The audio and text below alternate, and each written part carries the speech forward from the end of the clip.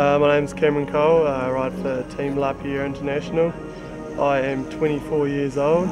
Probably obvious to some, but not others. I'm from New Zealand. I'm on a Lapierre DH team 2013, so it's the one that's coming out towards the end of this year.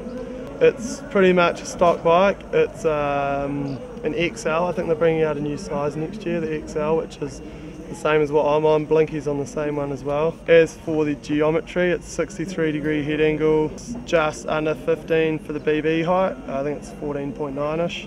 It's quite long in the front end and about 17.25 in the rear, if I remember rightly. Kind of following, I guess, the trends lately, where the front end tends to be longer and the rear end sort of not as long as they have been in the past. My setup is quite high in the front end. I run the forks right out, and I have a spacer under the stem as well, so just to get a bit more sort of bar height out of it. The forks are right out, so I guess the heading will maybe just under 63, maybe 62.8. As for everything else, it's pretty much a 38 tooth chain ring. The bars are 20mm high. I've got Schwalbe tyres on there. The pressure's about normally 24, 27 in the rear. And the tyres I've been using this year have been the Big Betty on the front quite often, just because it's got a nice aggressive side edge on it, and a Muddy Mary on the rear, which the side edge on that seems to be a little bit flat for me, so I like having a lot of traction in the front, so I can turn, get up where I want. It's got good braking on the Big Betty as well. When it's wet, we're on the Dirty Dan, I think it is. Most of the time it's cut. If it's really sloppy and wet, it's a full spike.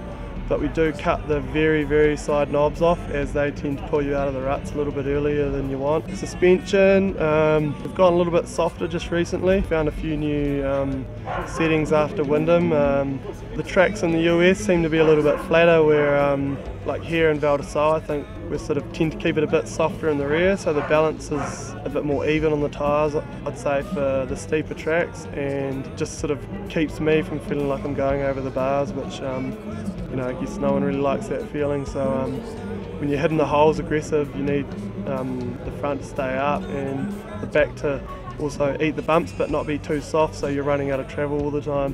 For the races in the US, we had different shock in the back, and it was a little bit stiff on the low speed, so we could keep the ride height a bit higher, and then the cranks weren't sort of too close to the ground, and the bike wasn't sort of getting too slack when we were punching corners and G-outs and stuff like that. Try and keep it pretty even, so that the bike's always handling really similarly, whether it's through bumps or in G-outs and stuff like that. If you can keep the weight even on both wheels, it's really predictable and you can tell what's going on.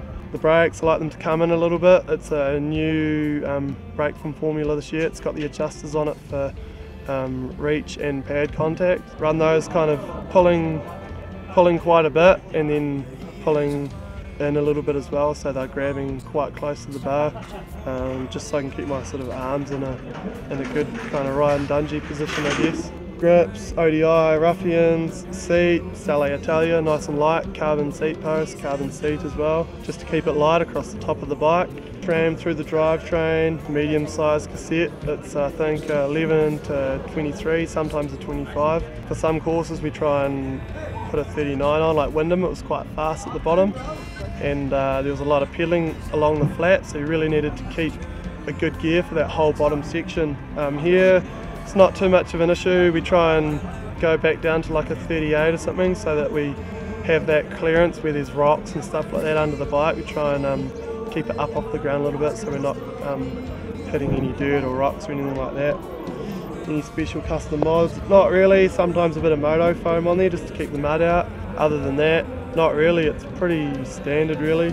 Snowy's pretty good with the wheels. He's got some special stuff he puts in the wheels. I'm not going to say what it is, because then everyone else will be on it as well, but that's amazing. And yeah, Eastern wheels, nice and light, soft but not too soft, so when we hit rocks and stuff they tend to ding rather than puncture the tyre. Back to tyres, a little bit of a thing we've done this year. We've got tubeless in the front, because we're on the Schwalbes, they tend to be quite thick, so we can get away with running tubeless and still have a similar feeling to other brands where you've got a tube in there and the tyre maybe a little bit thinner in the casing. With the tubeless, the feeling is really similar to that. And we've got a tube in the back just for the stability and the the added friction, so the tyre's not rolling around too much. It doesn't seem to be too much of an issue with punctures. Like I said, the rims are pretty soft. Any weight saving tips? I don't know, tyre bolts around the brakes. Other than that, not really. It's pretty much all, you know, like where the stem is, I want it to be strong, you know, so the stem's not going to break off.